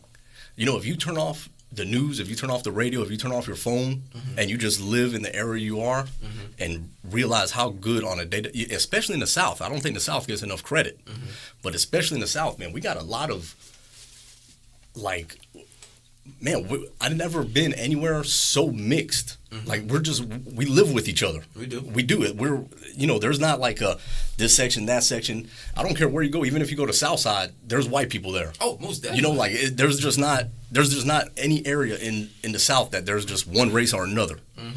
And on a day-to-day basis, if you shut off all this media, man, days go off without a hitch. I agree. But as soon as you turn on the phone and the radio, but you got to understand, man, these people on the news, and I'm not saying police brutality isn't an issue, but it should be an issue for all of us. Right. But the thing is that, they see it as ratings, and they're going to push it and push it and push it until you think it's the biggest problem in the world. And if you add that racial element, instead of it just being cops with too much power, if you add that racial element into it, oh man, the ratings go through the roof. You know what I'm saying? So it's their job to make it seem worse. And it's not just with that, with anything. It's the media's job to make things seem worse than they actually are. And we eat it up. And you talk about like slavery and stuff like this, man. First of all, there's never a right way to own another human. Right? No matter when, no matter how, there's stories, everybody talks about the founders and stuff, but there's actually stories about how good the founders, a lot of them were to their slaves, granted them freedom. Some of them even had family with slaves. So, but even with that said, no matter how good you treat a person, how good can you treat somebody you own? It's still wrong. But you look at slavery, the Civil War, and all these things, and I don't understand, I never will, why we've used it so much to divide us instead of to bring us together. Because to me, that's not a black story. That's not an African-American story. That's an American story. We all have a story about how we got here, one way or another. And there's a lot of things about race that in slavery that we leave off. Like when I tell people that less than 3%, this is at the peak, less than 3% of white people ever owned slaves. People don't know that. Right, because owning a slave was like owning a Bugatti. It was a super expensive. There you go. That was for the top percent. So, Right. so the odds of you knowing somebody that has somebody way back in their ancestry that even owned a slave, that's a slim chance. But when we talk about slavery, they paint the picture like every white American just had a slave like a pet. But that wasn't the case. You know what I'm saying? It's for the rich of the rich. Right. And also, like, you go back in the Civil War, it's like, even the Revolutionary War, but we'll just talk about the Civil War because it's pertaining more to the issue. Like, we died together, right? To end slavery. I mean, there's a lot more to the war than just slavery, because a lot of it was about states' rights. Do states have the rights to secede, which they actually do if you read the Constitution. There's certain ways and votes required in House and Congress in individual states that grant them the right to leave the Union. But for the most part, the Civil War was about slavery. Think so? Yeah, I think it's inevitable because Lincoln wanted to end slavery, right? He also wanted to end the South from leaving. But when we think Civil War, we think to end slavery, right? I think that's what they paint the picture as. I don't think it was necessarily about slavery. I think it's more about what you were saying before about states' rights. I don't think Lincoln ever looked at slaves and said, "Well, somebody eventually thought this was wrong to own slaves," right? Because we've always have. If you go back, I know he gets a bad rap, but if you go back to Jefferson, when Jefferson first wrote the initial printing of the Declaration of Independence, he wanted to end slavery. And a lot of the other founders talked them out of it because they said, we can't fight the British and the South at the same time. They're like, it was impossible. You know what I'm saying? But he said in his writings, he wrote the Declaration of Independence the way he did because he knew future generations would have to deal with slavery. And there was a time that Lincoln even quoted Thomas Jefferson more than he did the Bible during the Civil War. That Bible shit is bullshit to me, but that's a whole different subject. Maybe. But what I'm saying is, I just think we look at these things that we use to divide us that should bring us together. No, I agree. And going back to the Bible, most of the stuff in the Bible is some truth, it's half truth. I want to say it's completely bullshit, but I don't subscribe to religion like that. I subscribe to more spirituality. Even with the points that you was making about, slavery and how, like, maybe with Thomas Jefferson and some of these the current founding fathers, because we had people. It was people here thousands upon thousands of years before Europeans came over here and colonized. We could say that about any country. Because it was people there before, so nobody really discovered any land. It was somebody already here. It's just that it's a new imprint. That's we're living in with American society. But with those guys, even with the fact that maybe let's just say with Thomas Jefferson, I'm gonna just take your word for it because I haven't studied more or less Thomas Jefferson. I kind of studied the other side of history, right? So if he had that thought at that time, he said, well, the greater good is to actually have, the greater good is for all the other people to oppose it because we don't need to fight the South and the British. Then to me, it's still looked at that way. The American, have you ever seen the executive orders from the president? Like some of the executive orders that he can have? Like some of these things are actually ridiculous. Like they can literally say at one point, executive order, let's say 55. They can literally take food, water, and shelter from you right then and there if they wanted to. If they literally pass that, but people don't realize that. And they have certain laws that are catered to me and Mike that they said, because we have civil rights. We don't have inalienable rights or I guess technical like constitutional rights, right? Hey. Because they passed the civil rights. I'm technically here in America, but I'm still looked at in that Constitution as 3/5 of a man, right? Nah, I don't believe it. See, but the Constitution hasn't been ratified. But that's what the 13th Amendment was for. The 13th Amendment still put people in chains and on shackles. It's just a different form of slavery. Okay. But now you're getting into a different issue. Now we're talking to things that we've let happen to ourselves over time. Right. Because we got, like we were talking about earlier with Lyndon B. Johnson. Yeah, Lyndon B. Johnson was a flaming racist. Flaming racist that had a great strategy to get black people to vote for Democrats. Yes. Right? And it worked. It worked perfectly. And his strategy was the welfare system. I mean, like you said, you've researched this. This is stuff you could retrace. Yes. And it's worked. So in a way, And I say black people, but I hate generalizing people by color. All of us, because there's more white Americans on welfare than black Americans. Right. But the whole idea was he saw that the black population was growing, and he knew there was a 50-50 split voting-wise. Right. So he wanted to get those votes, not just for now, or his time, but for the future, right? And he did it. His idea to do it was through welfare. And it's worked. It's worked perfectly. It's worked. But we've done it to ourselves. You see what I'm saying? Like, people do it to themselves because when you got a whole side, and I hate politics because I'm not a Republican or a Democrat. I can't stand politics. Right. I mean, I'm a limited government guy.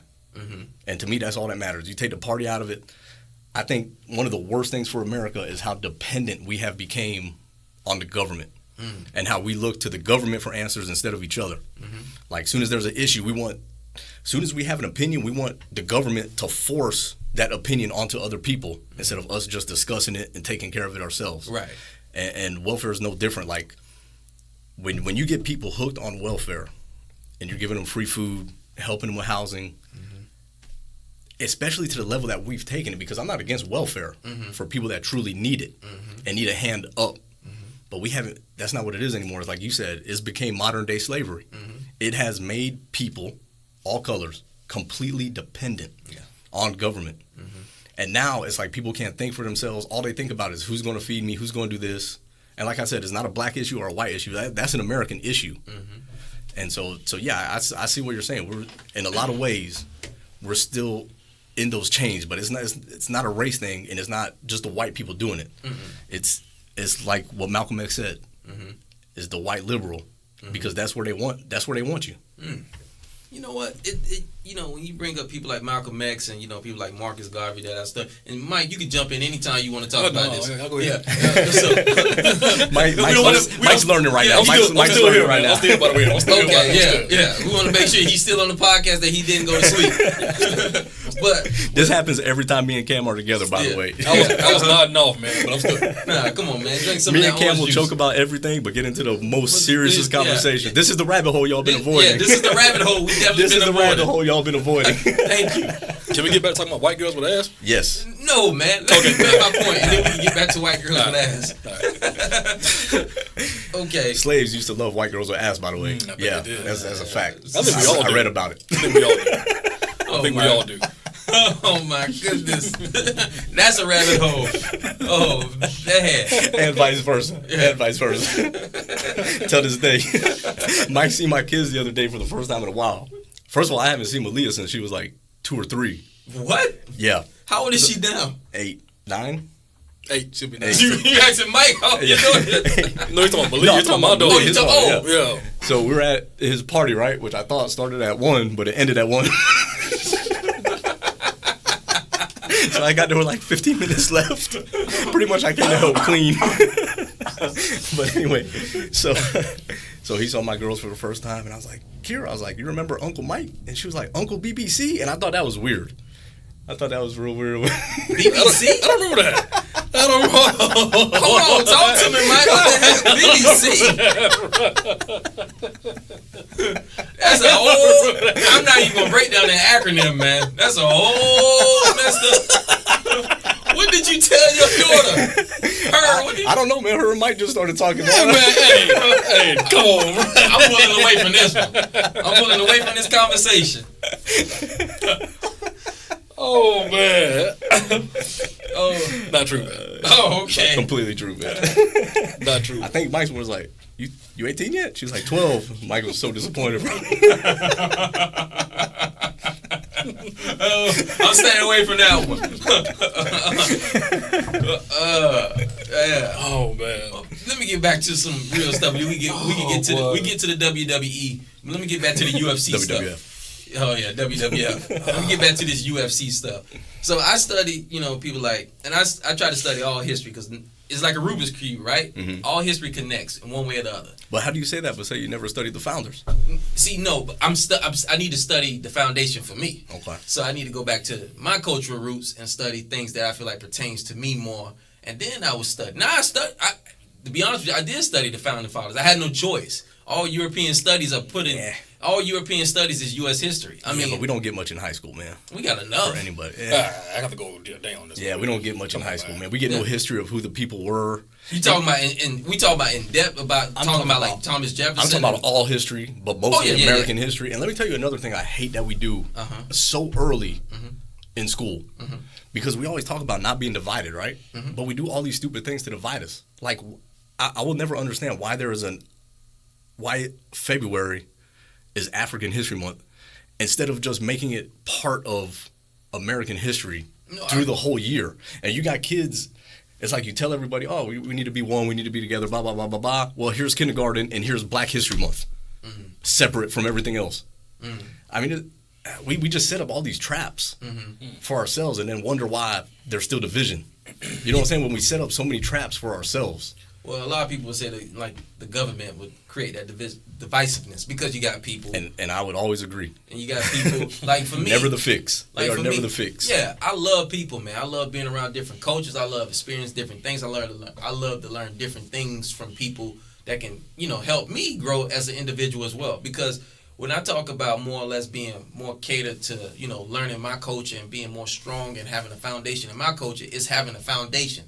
Like I always tell Mike in this podcast, you can't integrate into somebody else's culture without learning your own. And there's nothing wrong with that. It might come off wrong to people, but I'm saying integration is good and bad in some ways because you have to learn your roots. Because if somebody you went to somebody else's culture, if you didn't learn yourself, then basically you basically discount all the information that you should have learned from things that your parents and your parents' parents and things that you can read about yourself that will make you more whole, so you know that you don't feel like you can just follow into somebody else's trap and they can tell you things and you automatically believe it. Because there's always two sides to a story, right? You got an A and a B side, just like they used to make vinyl records. You got A and B sides. And it's always an A and a B side. Yeah, you got to learn for yourself. Yeah, you got to learn for yourself, man. And I think, when you once you learn about your culture and learn where you come from, then you can learn about somebody else's, and then you can understand where they're coming from, so you can have a nice dialogue. And I think that's what people in America we done had dialogues. People done march. People done had all these things. But I think that in the whole, I think all the Americans are being tricked into believing in being a Republican or a Democrat. Or classism, I think, is more or less the new racism than anything, because it's basically the rich against the poor. If you don't make a certain amount of money, I think we all play with monopoly money, and there's certain people who play with real money, and our money actually burns, but real money doesn't burn. You got land, you got gold, you got all these natural resources that people actually need, and that's what I consider real money is. Yeah, true currency. True currency. Yeah. So I think with the divisiveness because I think religion is the divisiveness, because you got all these different, religions within this one, fighting over this one book, and some of the stories make sense and some of the stories don't make sense to me. So that's why I look at things like that. I'm like, man, let me study something else. Maybe study like ancient Kemet, which is Egypt. And let me study more or less the Mali dynasty, which is in Africa. Let me study something in South America. Let me study something in the Nordic or something like that. All these places, because it's like a Rubik's Cube. Once you keep turning and twisting, you might not ever find it, but at least you keep turning and twisting the Rubik's Cube. It's the rabbit hole. Right. You're going to keep, the more and more you keep learning, the more and more you're going to go deep. You go dig. You just got to keep digging. So, I mean, like you're right. Living in the South, we all live together. As much as, like you said, you turn off the TV, half that stuff they say on TV doesn't really apply to you. I got white neighbors that I talk to. I got black neighbors I talk to. I got a Muslim neighbor who stays down the street that I speak to. We all talk to each other. So when we look at TV, it's all putting that stuff in our brain, like television programming. It programs your mind to believe that certain things are out there that's tricking you. Yeah. It's almost like they need us divided or something. Right. Right. Yeah. So they need you to divide. And it's like you said, they need us divided, whether it's color, whether it's how much money you make or don't make, whether it's your religion. Right. For whatever reason, they need us divided. Right. And we know this. Right. And divide ourselves. Right. We always fall. Right. Like sheep. We fall right into the trap. That's it. Ain't sheep was actually in the English dictionary now? Mike, what's he talking about? You know what sheeple? Sheeple. People. What? No, I never heard of that. All right. I guess I went down a rabbit hole that y'all don't understand. Nah, but yeah, you're right though, man. Hold on, that's in the dictionary? Think so. Come on, Cam. Sheeple. Look up sheeple, man. I don't want to waste my time with that. I'm just going to say them facts, man. I'm gonna take that one as a fact, man. but overall, man, you just got people. You got a lot of sheeple out here who gonna follow anything. And like I said, regardless of who you are and where you from, I think you should learn where you from and get a better understanding because it helps you and it empowers you to, obviously learn more things about other people. But if you always teach, because the only thing I learned is European history growing up. I learned about a white Santa Claus to a we got some African American history now too. But that's not something we're learned about. That's just that's the free market. That's just marketing. You got to think we're still a 64% white country. You think it's more white folks in America than black folks? I know there is.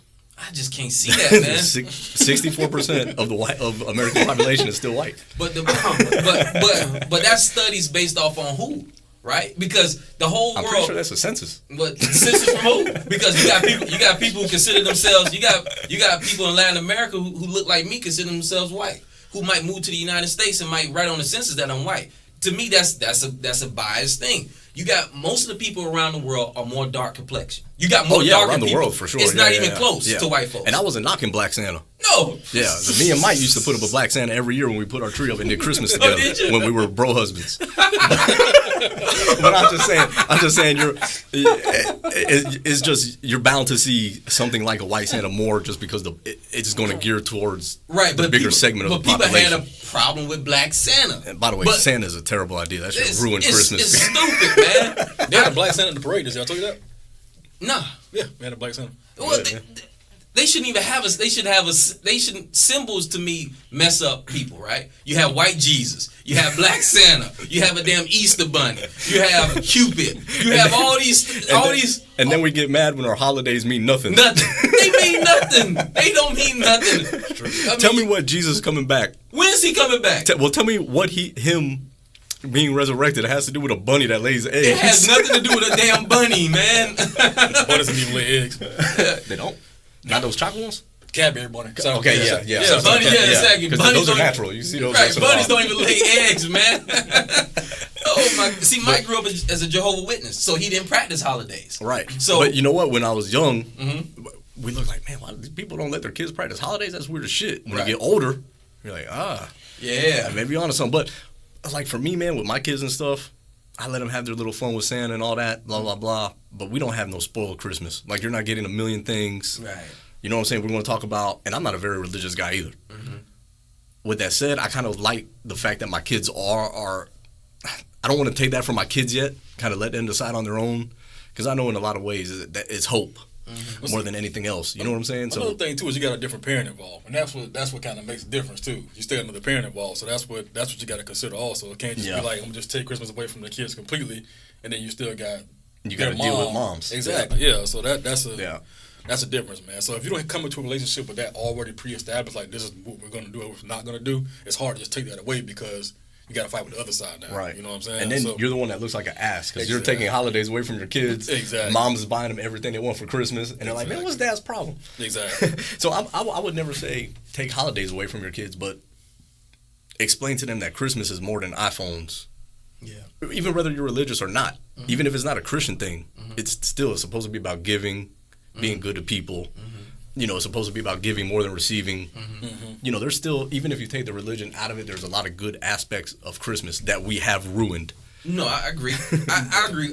It's always good in certain things that you like. I might not deem for me, but it's some good things. Like you said, the giving part, people feeling, around that time, feeling more, joyful. Their spirits are a little bit, their positive energy goes up around that time. So, not the bank account though. Yeah, not the bank account, because I mean, the U.S. and federal government is making hand and fist. Yeah, plus I got like 9 kids. Man. Yeah, that tax return check was. Tax return. Ooh. Tax return. This guy. Bro, I haven't paid any taxes since 2011. Oh, man, you want to say that? Yeah, man, I want to say that. On this because podcast? taxation is theft. Okay. Taxation is theft. Never forget it, man. Shout out to the government. Yeah, we might get somebody to eventually. We might get more listeners than we think, man. Yeah, we might get the FBI listening. Hey, man, Well, that's good, man. Subscribe, FBI. Please subscribe to Nothing Above the Moon. IRS. Yeah, abolish the 16th Amendment, by the way. Yeah, definitely. Streets watching, man. Streets always watching. Yeah. What we looking at on time, man? About an hour and 9 minutes. Okay, yeah. Well, before, because I know y'all guys got some things y'all No, we still in here. We good. Okay. All right. Well, Yeah, we good, bro. Okay. Well, What time you gotta hit the road? sheesh. I mean, whenever she get her hair done. I mean, whenever her hair's finished. She's gonna hair. Oh Yeah. I know how that go, man. Yeah. So that's. So that could be between. Yeah, here and noon. Christmas. Yeah. There you go. What you get, some braids in there? Just a ponytail. Really? Yeah. Huh. I hate. Listen, you don't have Ponytail? to. You don't ever have to deal with that in your culture. But I tell my lady to wear her hair natural. Mm-hmm. I would prefer her to wear her hair natural. Mm-hmm. She said, "Would you rather me?" Because she see my beard. She said, "Would you rather my hair be nappy?" I said, "Yes." I said, "That's your own physical hair." I said, you sure you want that? "Yeah." Okay. I'm 100% positive. Okay. Matter of fact, I seen it. Hold on, let me. Yeah, what I say? Reel that thing back, cuz. Go ahead and reel it back a little bit, man. Reel it back. Reel it back. Okay. Reel it All back. right. Boy. Woo. Reel that thing back, bro. Caught one. But with me and the natural hair thing my wife does, she 90% of the time she wears a natural hair, so I can't really say too much about that. But for the most part, man, it didn't really bother me. I mean, if that's what you want to do to look beautiful, man, go for it. so you like that Malaysian, European, Well, that's not always the reason behind it. Sometimes they just want that's what looks beautiful to them. No, I think America drives what beauty is. Think so? Yeah, commercials, TV, because you can't. Most people like me going to an interview, right? Like if I wore like her hair, your hair is fine. Our hair is more, coarse. You meant beautiful. Yeah. We can say that. We're gonna take one over the white man. So our hair is more beautiful. But all jokes aside, if I go in an interview with dreads or plaits or whatever the case might be, based off on what organization I'm going to interview for. Of course. But I don't know if that's a color thing, because you see white dudes that have hair like that too. If they come in for an interview, they're going to look down on just the same. See, but they don't understand the culture. See, that's why I said that, when you understand where you're coming from, you're more connected to certain things that make sense to you. Mm-hmm. But other people might not understand it because they come from because like I say, European culture dominates what American culture. Europe is America. Europe's a big place, man. Europe's a huge. Europe's Well, a I big should place. say. Let me break it down. The United Kingdom. Okay. Now you're getting more specific. Yeah. Gotcha. All right. I want to do a whole continent, right? Yeah. But because people in Italy are nothing like people in Scandinavia. Like, nah. I mean, right. Europe is a huge place. You're right. So, but I think. But I got you though. But the UK dictates what America does in a lot of ways and how it's just kind of built into our culture. Yeah, it's built into our culture, right? So, I mean, whoever rules the world controls how the market is moved. But with hair product and way black girls are always perceived to look, they always had to have more of a European style look to appease the people to maybe get certain jobs and to be appeasing to us, because that's what we always grew up seeing. I don't know that one, bro. But I'm saying for the mass. You're saying to us as even black people. Yes. Okay. Yes. I was just clarifying. I was just making sure. Because you said even us. Yeah. Well, black men. That's black. all right, well, you got Cuban in you, so your dad had to have some black somewhere down in the family. He's dark somewhere. That's my dad. Yeah.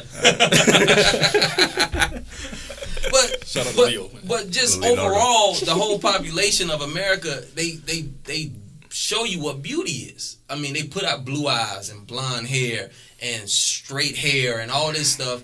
And that's what people consider beauty is. Okay. So even when the black girls, wear their hair natural or have their darker skin, all these things are not looked at as natural beauties in America, in my opinion. Not saying that individually that you don't find that beautiful, or individually you don't find that beautiful, or I don't find as a whole society we deem certain the bigger things percent of the culture. As a culture. I'm still lost on that one. You got to explain a little bit better. I mean, it's a little bit lost. Because if you don't consider it, what do you consider it as? We talking about beauty, right? Mm-hmm. With the dark skin and the natural hair, you consider that beauty, right? Yeah. So how are you generalizing everybody else what they consider beauty? What do they put on TV more than often? If America dictates what you want, right? So for instance, it's like we still live in, like, you got the vegans versus the carnivores type thing right now. Mm-hmm. But they still show TV where they show ads of all pizzas and all kinds of meats and stuff that they dictate. This is the food that you need to eat to make you full. Mm-hmm. This is what's better for you. Well, yeah, protein's a good thing. but they don't show ads about eating they do show ads, but they don't show them as much. So I see a lot of organic ads and organic this and this organic place, and I see because I watch organic sports. Lattes at Starbucks. Because I watch sports, they show McDonald's. They show McDonald's, Coca-Cola. They show all kind of chicken, fish, hamburgers, Coke. They don't show. Yeah. I mean, when I'm watching sports, because 90% of the people still eat meat. But what I'm saying is that still, even with that example, most people in America still, when they show commercials about CoverGirl, they show a white girl. Long hair, more petite body. But they're black cover girls. They do, but it's not. Once again, you're talking about a small percentage compared to the whole. But you got to think about who CoverGirl markets to also. But if CoverGirl is trying, listen, black folks don't control none of the TV. We don't control none of the marketing in America. That's not true. Who controls marketing? What? The consumer, black or white. Look at Black Panther. You okay, those companies. Mm-hmm. Give out what we give them, and I say that for every corporation. Mm-hmm. As a consumer, this is what I love about the free market. As a consumer, really, we control them. With our money, with our spending. Mm-hmm. So if they're putting out commercials with a certain look, there's a reason for that. Mm-hmm. It's because that's what's selling. Mm-hmm. You see what I'm saying? Is I don't think they necessarily I see where you're coming from, but I don't think they force the issue as much as they care about making money. So when they see what's popular, when they see what the consumer is spending money on, what the consumer is looking for, then their ads follow that, not the other way around. That makes sense. And you see what I'm saying? That's true. Those are facts. But you made a point about saying America actually has more white folks here than black folks. Yeah. So naturally, you're going to cater to a larger demographic to buy them products. So that's what I'm saying. But what I'm saying also is, if they're showing a certain look, that's because that's that look that's selling. Whether it's black women spending money on that look, white women spending money on that look, that's the popular look. You see what I'm saying? So that's what they're advertising, what's making money. I got you. I mean, to me, it's more programming. I think it goes back for me with television programming. When you show certain things, that's what people portray the image is. See, for so many years they had a movie. They had that movie Passion of Christ, right? They had the white Jesus. They had all these white disciples, and for a long time people thought, most people thought Jesus was white, right? But everybody has their own depiction of what Jesus is supposed to look like. That's because as a young kid you're showed pictures painted in Europe. Right. That's your first idea of what Jesus looks like are European painters' pictures. Right. And when they show beauty in America, for most of the time, not all the time, they show commercials of, white girls in these, skinny clad outfits and, all these, different, variations of white women, but not really black. They show black women, but if they show them, they're light skinned. Or they're not dark. They don't show them with natural hair. They show them with long, straight hair. So most of these commercials that I see, now you can see something different, but I'm just telling you what I feel like America perceives to put out there to the masses compared to what we individually like. Because like I said, it's more, deep diving. I like dark skinned, natural looking, black women. That's my preference. Now I'm not saying that a white woman with brown hair and blue eyes isn't pretty. Yeah. I can't. I'm not going to deny that. I'm not going to say that. That'd be false on my part. But I have a preference. Nah, yeah, everybody could have a preference. Yeah, but to me, beauty's. Sexy, man. Sure. It's not a color thing. It's not a size thing. Mm-hmm. You know what I'm saying? It's just when you see a beautiful woman, that's it. Right. It doesn't matter if they're Spanish, whatever it is. Beautiful is beautiful. And I agree with you. Just getting back to the core of the subject, I like natural. Mm-hmm. I like natural. Mm-hmm. So whether it's a black woman, a white woman, whatever, to me, the more natural you could be, the better. Whether that's hair, makeup, all these filters people are using nowadays. Yeah. The more you are yourself, the better. But with that said, I'm not going to knock a black woman for going to buy hair. You see what I'm saying? I mean, beautiful's beautiful. If that's what makes her confident, if that's what makes her look good, it is what it is, So I feel like it's a masking agent, and I feel like most people who go out there and buy all these different hair products from different people from different cultures. I feel like you still, to me, you still not grounded in what you believe in. I still think that you have a idea of what beauty is based off on what somebody else is telling you. They marketing things to people. But you're a deeper thinker than most people. I don't think most people get that into it when they think about what they're going to do with their hair. You see what I'm saying? No. Like most girls are like, oh man, should I buy this wig? Because now I'm going to look like I'm of European descent. I'm selling out. Like most women aren't thinking about that when they do their hair. No, I agree. No, but I mean, Chris Rock had a great documentary about. I think it was called Good Hair. Like he had a movie out.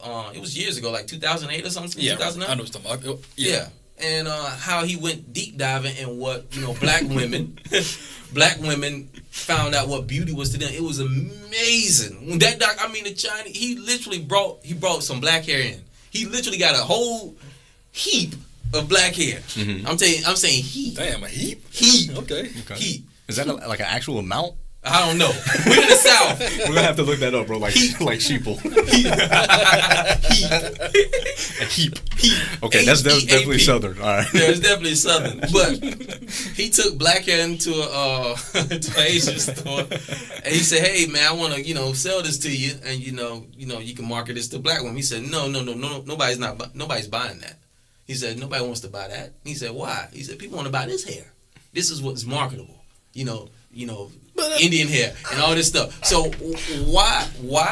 I'll let you respond. But why? I want to get into this now. But why do people, especially people from different cultures, consider certain things that are beautiful for you in your own personal culture?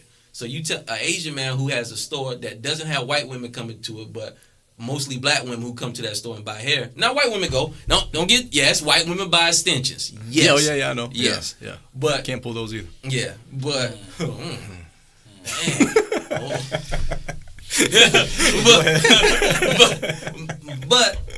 but they have, but if a dude brings in, like Chris Rock did, a whole bunch of hair from a black woman, and he's trying to sell to black women, hair, why would he want to take the hair that is from a black woman? Why is he saying, no, you need to buy this from an Indian woman, you need to buy this from a European woman, you need to buy this from... Was a store owner saying what was beautiful or what was selling? What was selling. Exactly. So the Asian woman don't care nothing about what we think about as beauty. They care about what's going to sell to us.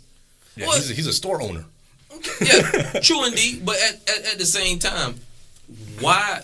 The question is, why do most black women feel like they have to run extensions from different cultures? They don't feel like they have to. Sheesh. Hi, well, go give me something. Let me know. Oh, plenty of time. First of all, they say is the first thing I always see about somebody saying they going natural. It takes too much time. I'm pretty sure it's a lot of work, and you gotta understand that too. You gotta understand that also, but that's your natural given hair. But you gotta understand that it's harder to if they're saying it's harder to manage, it's easier to go with the extensions and whatnot. Then you gotta understand that, man. You can't really make that distinction until you actually have to deal with it. You get what I'm saying? That's because in my opinion, culturally, they haven't learned how to deal with it. It's always to me when you. Okay, I'm gonna ask you a question. Okay. Then. So what about your beard? Why you cut it? I just cut it just because sometimes they honestly I cut. You know why? The reason why I cut it? Let me know, please, because I work at an establishment. That makes you. But you can go along and keep it manicured. But I do. But sometimes, actually, I don't plan on cutting it no time soon. That was such a question mark to my life for a while, bro. When he used to have that. Everybody, that thing was right here. I was like, man, Kim was always a clean dude, always like just young, clean face. And she was like down to his chest. Yeah, I had that. That shit was long. Yeah, it was. I love that beard. But what? It's not. So explain to me. So my reasons is not the same as. See, I'm not ashamed to grow in my beard. I'm not ashamed to actually manicure it or do what I need. If I did have hair, I would, bro. I'm telling you, my hair would be knotty and twisted up. I'm telling you for a fact. Okay, but you would. Okay, so the beard thing is you cut it because you work at an establishment. So Well, you can't go into your job with a long beard? No, I can't go on my job with a long beard. So why do you cut it? Sometimes I cut it just for aesthetics. Just to, sometimes make it look You clean. just think it's more professional to go clean? Yeah, sometimes I cut it just to make it look clean and trim it down from time to time. But so what's the difference then? So explain the difference between a woman wanting to do the extensions because it's cleaner, easier look from the manage. I'm using my own. This is my personal hair. I'm clean. I'm chipping my own hair. But I'm not adding extensions to my beard. I get it, but adding extensions makes it easier for them to manage. So you just said that, right? No, you just said no. You just said that. You said when they go with the natural hair, it's harder for them to manage. So they can that's what I hear from most black women. They say it's harder for them to manage. Okay, all right. So the same thing with a beard. We all know once your beard gets a certain length, it gets harder to maintain. Same with your hair. If you let it go for us, that's why I get haircuts because I know when it gets to a certain point, it gets harder to maintain. You got to keep it. You got to wash it more often. You got to make sure it's moisturized more often, that type of stuff, or whatever. So why can't they have that same excuse? Why is it different for men? Is basically what I'm saying. The difference is that, like I keep saying, the reference is other people's hair. What you're still doing is you manicuring your own hair. You're not actually cutting your hair down to add more. You're not actually cutting your hair to add somebody else's hair, right? No. So you still using your own hair. They're actually taking their hair down or perming their hair or doing whatever to add something else to it. Correct. So to me, that's not because it's regardless if it's hard to maintain. From the fact that I'm using my hair or they're using somebody's different hair, you still having to maintain your hair. To me, it's still psychological that the fact that you have to have. I need to use somebody else's hair to feel like I can maintain it. Okay, maintain a look. So what do you think about long hair? Do you think long hair is just, I ain't gonna say universally, but I'm gonna say 95% people think long hair is beautiful, regardless if it's straight, curly or whatnot, whatever it may be. Yeah, I think most of people. That's because people consider women to have long hair. That's what a man is short hair. Yeah. Clean shave. A woman has long hair. It's a distinction, right? Okay. It's like a line and a mane. A male line has a mane. A female line doesn't have a mane. Correct. So that Okay, so all right, so we do agree that the for the most part people think longer hair is beautiful. So what about a lot of women can't grow long hair? We know that. You know what I'm saying? A lot of women just have short. My baby took out her hair. We're not talking about Shona. We gonna talk about it. We're not talking about Shona. My wife has long hair too. I'm not saying all women can't grow it. I'm saying a lot of women can't grow long hair. Well, it's nothing wrong with having short hair either. But that's what I'm saying though. If they don't feel beautiful with their short hair, then what's wrong with them getting extensions to feel beautiful? That's what I'm saying. And it doesn't necessarily mean they don't feel beautiful with their natural hair. They're not saying. I think most cases they're not saying they're ashamed of their hair. They're just doing something easier. A lot of times. Granted, it might be easier. It might be easier to maintain. It might be more appealing to the masses. To me, I still believe you still have to feel comfortable in your own skin. Regardless if you have short hair or long hair compared to what the masses think, if you're confident in your short hair, trust me, I would know it and I would be more attracted to that based off on you putting some fake hair in your hair and then walking around, and then after the fake hair goes out, then you feel when I get you back home, next thing you know, my hair's not done. I don't feel confident. I need to go get my hair done. And all these crazy things coming to it. You need to feel, like I said, you have to create a foundation, regardless if it's you believe in religion, but for me, it's more cultural. You have to create a foundation to understand yourself and your culture that you can feel comfortable in your own skin. Man, I'm not going. I can't subscribe to that, man, because it's a lot of different ways. There's a lot of different ways that can go, man. Also, just because you're a black woman doesn't mean all of them have the same hair. That's true. I mean, there's a lot of variation there. Oh, it's man. I mean, Africa's a humongous continent, bro. Like, there's a lot of different hairs there. Yes. But moral of the story, women, is guys don't mind natural. Don't mind natural. Matter of fact, we prefer it, no matter what way it is. The problem is though, not the problem, but the reality. Women don't get beautiful for men. Women care more about their looks to impress other women. Everybody knows that. Because a guy will tell a woman 1,000 times, don't get too skinny. She wants to get too skinny. Right. Guy will tell a woman 1,000 times, don't wear too much makeup. She'll cake it on. You know what I'm saying? Women, when they get made up, it's not for us. It's for other women. So that's interesting. Yeah, You think? I know I'm duhhhh. Yeah, but So I'm gonna flip it. it's gonna learn. You have women now, especially white women. When I was growing up, they didn't want to maintain no weight. I'm talking about most of them was skinny or rail or halfway in between. Now I'm seeing thick white girls, right? So what driven that was popularity, far as black culture, in my opinion. You know, because Agreed. J-Lo. Yeah. J-Lo, she knocked the walls down. She knocked the walls down, but like we always said, we've seen J-Lo's before. That's normal to us. Right. Like, But it's like you're saying, that whole look. right, that look. Yeah. So I mean, white women got tired of being the ones without ass. yeah, I mean, You just hear all the time. Like, but what's cool about it, the great thing is that most black women got great bodies. You know what I'm saying? Especially from the waist down. But when you see a white girl with it, it still sticks out. For black women, we kind of take it for granted. We see it all the time. Like, you don't notice the 8s. You got to see the 10s. Yeah. You know what I'm saying? If a white woman got any kind of ass, that shit catches your eye. Like, oh, okay. The unicorn. There you go. Yeah. Same thing with natural. The same thing with a natural look for me. If I see a black woman, like I see a white women wear their hair natural, I see that all the time. But if I see a black woman wear her hair natural, it sticks out. I'm like, I agree. That is actually, this is my afro. Like, I take care of it. I like the look and the feel of natural too. Man, it's amazing, man. Black. I'm talking about black women right now. Yeah. Just to me. And it's less to worry about. You know what I'm saying? Like, man, can I play with my girl's hair tonight? Nah, yes, I'm not really sure. Let me touch it just a little bit just to see. Can I? Yes, no. You definitely not. I done been plenty of nights where girls, will put on a hair cap. They patting their head all night. They doing this. Can't scratch it, man. Can't scratch it. Burn, bro. Yeah, I like, come on, man. I said, I feel like the more work you put into something, the better the outcome would be. And if it's just your hair, and you feel like if you could put in that work to make yourself put in that work, your hair would turn out to be something that you would love. Every black woman who I met who had actually went natural all the way. You saying went through the stages, let it happen. They said went through the awkward look. Oh man, they said just let it happen. Let it happen. That's exactly what they said. You're saying nobody regrets it. Nobody regrets it. Once they get to the end, they said it's like normal. They said I don't mind doing it. I put in extra time. I do my hair. It's over. She said, but most people said, yeah, I had to go through that stage. I didn't want to do it. It takes this work. Now it's normal.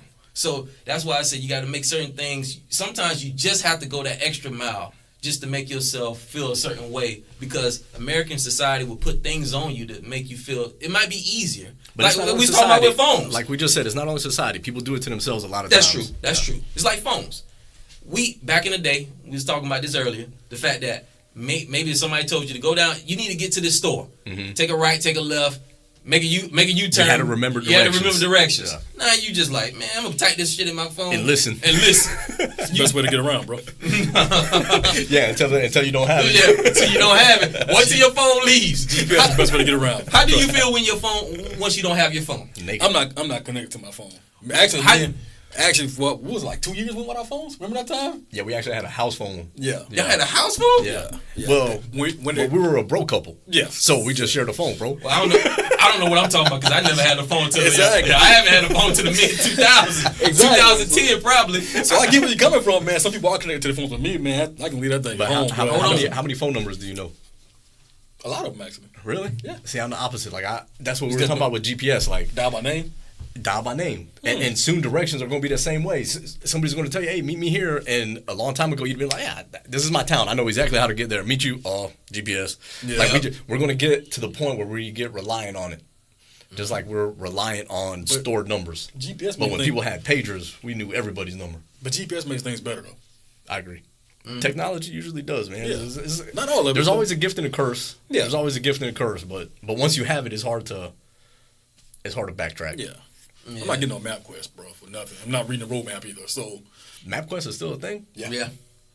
Did not know that. I used to work with a guy recently, a couple of years ago now, I had a map.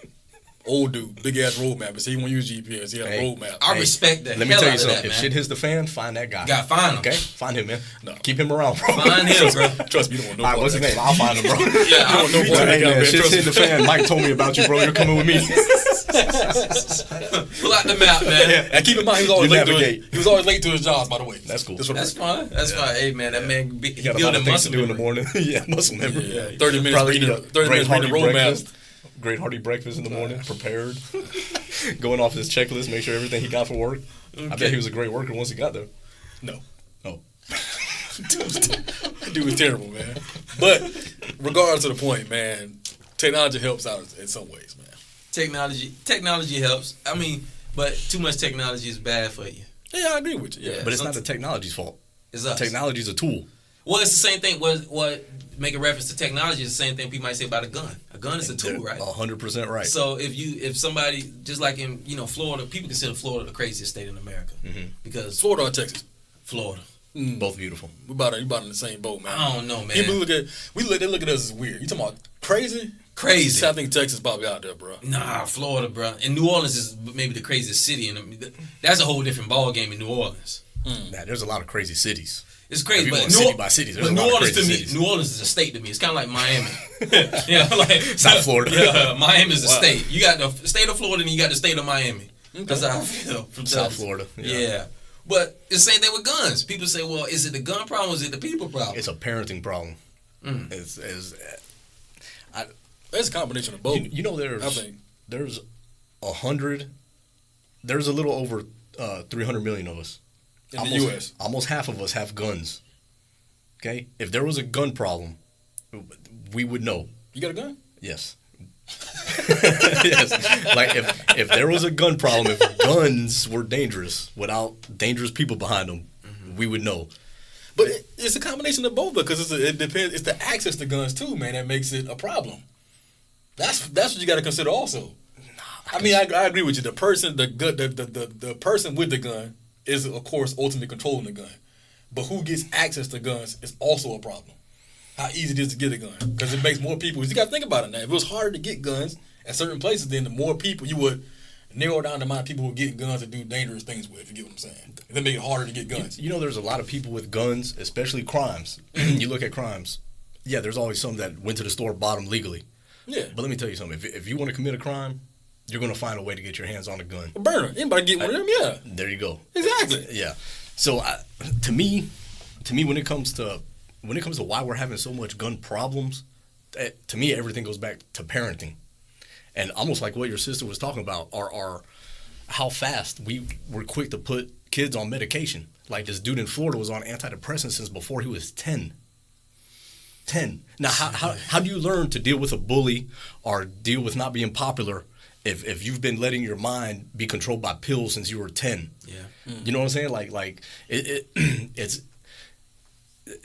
you know, there has to be so much more to it. But to me, as far as guns go, the ultimate, to me, we're supposed to check ourselves. We the people are supposed to be the check and balance of everything. Okay. Right? We're supposed to be the ones that keep government in line. It's hard to do that without arms. Mm-hmm. And like they're talking about with the school, all these schools been gun-free zones since the early 90s. Right. You know what I'm saying? You're sitting ducks. Right. You know what I'm saying? Like, look at almost every mass shooting, Pulse nightclub, almost everyone happens in a gun-free zone. Yeah.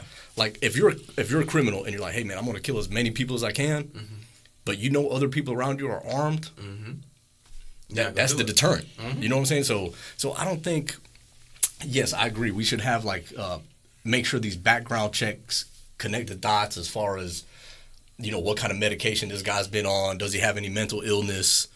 Does he have a record of violence? Of course, those things. And for something like an AR-15, yeah, 18 is probably a little too young to buy that kind of gun. So if they want to have it for specific guns, you have to be older. That's fine. Right. But just for regular hunting rifles, a regular handgun that you're going to use for protection. I mean, if you're legal to do everything else at 18, then you kind of have to be, you know, guns fall right in that category. as long as you don't have any of these connecting dots that come up when you get a background check. So I will always look at guns as a tool, and it's if we got a problem with guns, it's not the guns that are having the problem, it's the people behind them.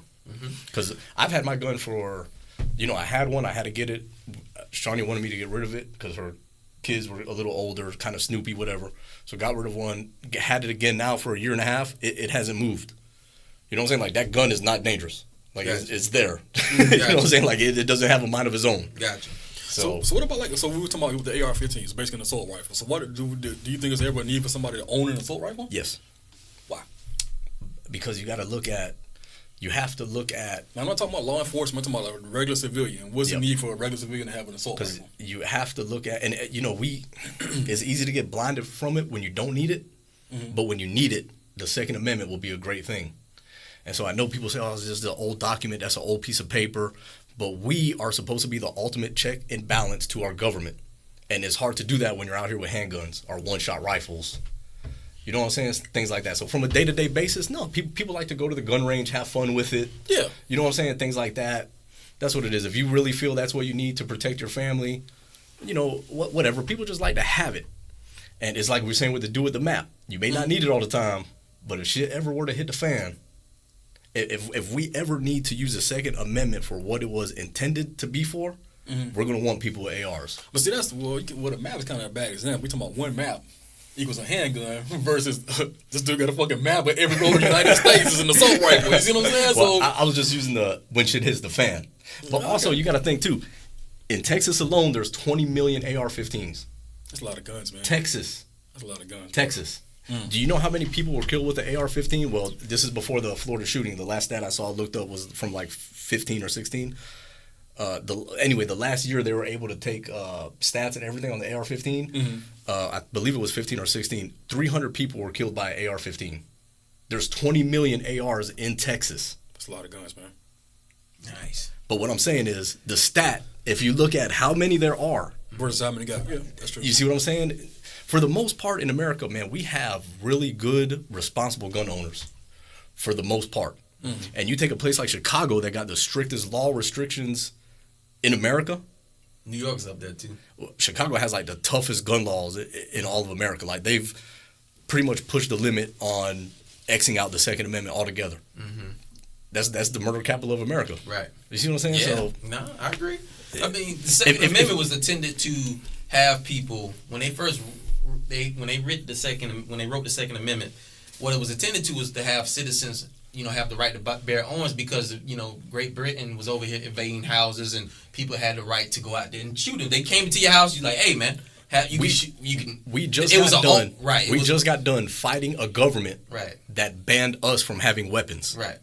You see what I'm saying? No, I see what you're saying. Yeah. So that was it wasn't about hunting. It wasn't about all that's a bonus to it. Sure. But that was, and the founding fathers never trusted the government they left us. Because they tried to limit it, but they knew, power is power and people are people. So they left us to be that final check and balance. You see what I'm saying? So to me, man, I like the fact that we're armed. I mean, we're the biggest. Take the military out of it. The American civilian is the biggest standing army in the world. Oh yeah, by far. By far. I mean, there's more guns in Texas than in almost every other country in the world except for Russia, China, and America. You see what I'm saying? Like, if guns were a problem. Yeah. and you know what, man? We go back to race. If black folks went out there and bought guns more like we was buying Jordans on retro release day, it'll be an issue. Because let me tell you why. Because most of these laws, and I understand that these laws are written for people who they deem to have, to be gun, deem these guys to be, worthy or responsible guys to, buy these guns.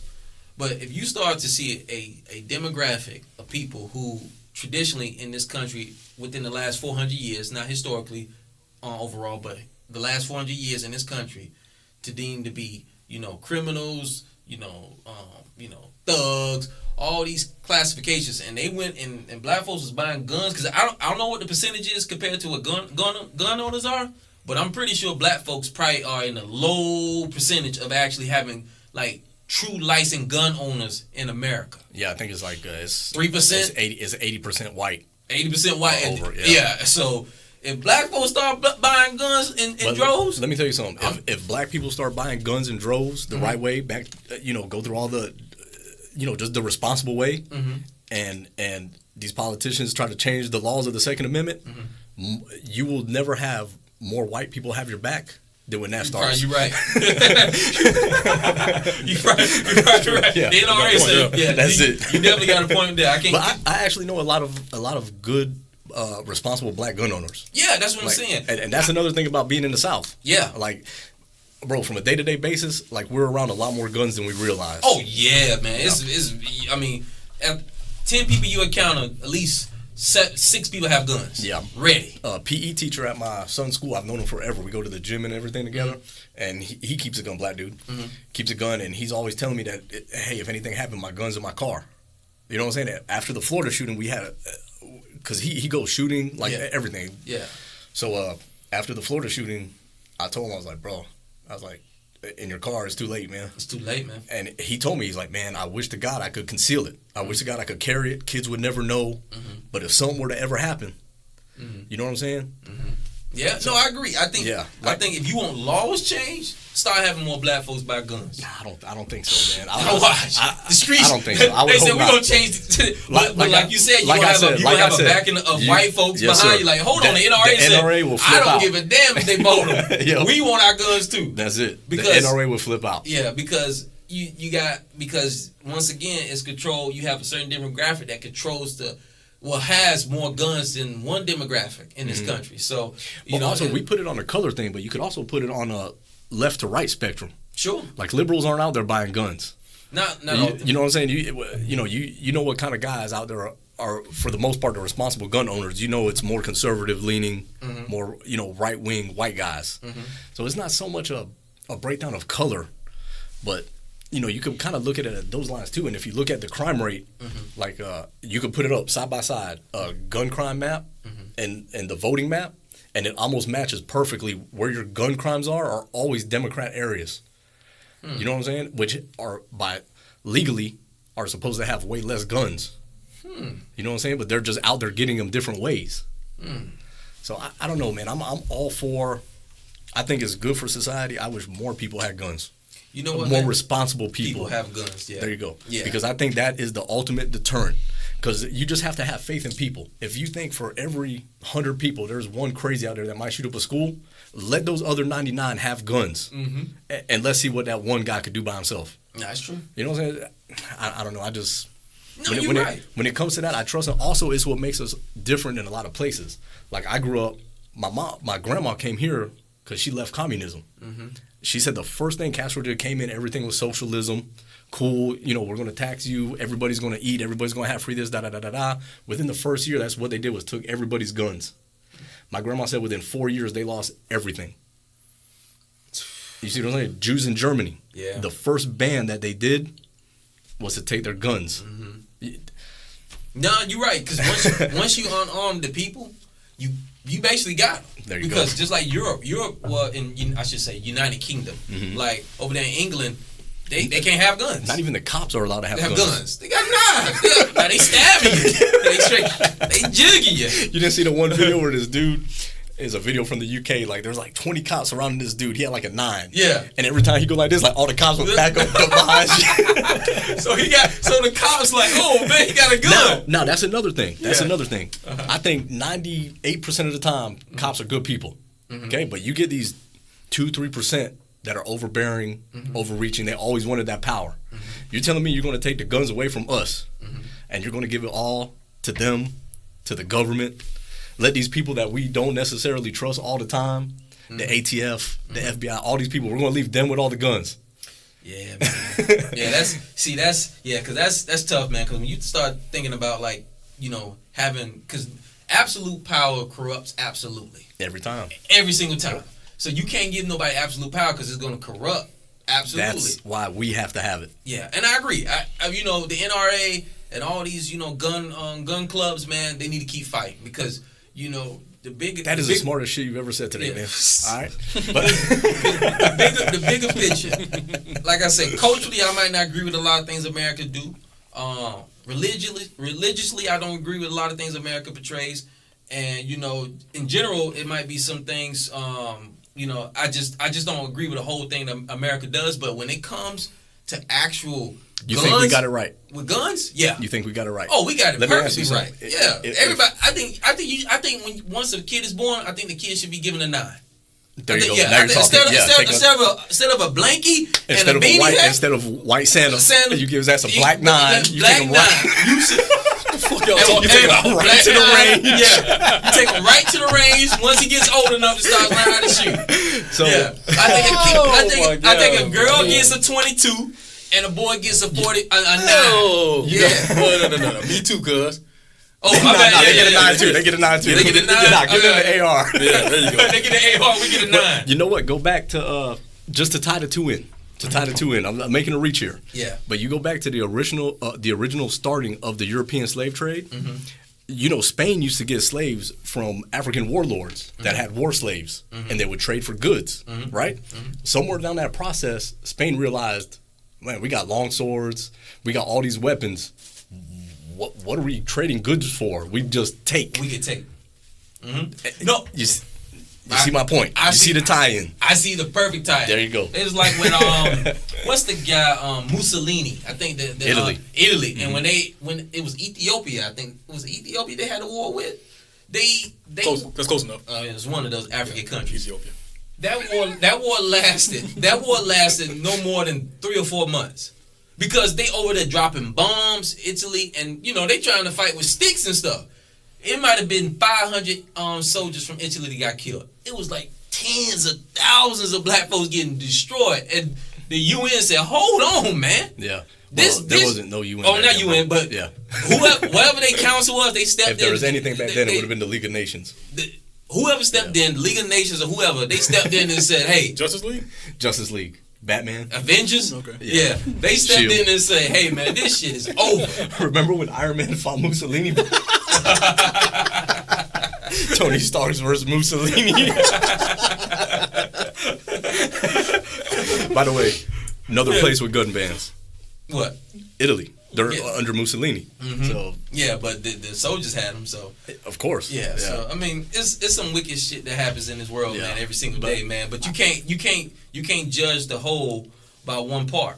No, and that's what we do. And like we getting back to the media, you know, it's impossible to report the millions of people that have guns every day that don't kill people or have them just for protection, or the millions of people that would have protected those kids had they been carrying. Yeah. You see that PE teacher that he stood in front of all those kids and took like 7 bullets. Dude dies, right? Down in Parkland? In Parkland. He was a gun owner. He was an NRM member, gun in the car.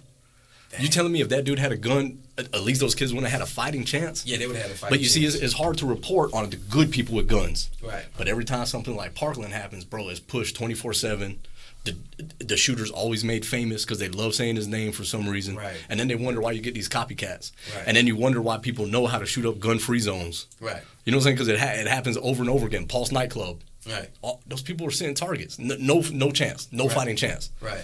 So it's like always, man. Yeah, it's. I mean, when you think about it, man, you had Virginia Tech, you had Pulse nightclub, you had Parkland, you had Vegas. You had all these places that done got shot. Now, I don't know if that concert was a gun-free zone, but it wouldn't have mattered. That dude was sniping he was from way up. He was up there picking them apart. Yeah. So, I mean, you got these gun shootings, these massive gun shootings that are happening across the country. But, you know, when I grew up, that wasn't a part of everyday society, man. And, you know, somebody can go in the mall right now. Or was it reported less?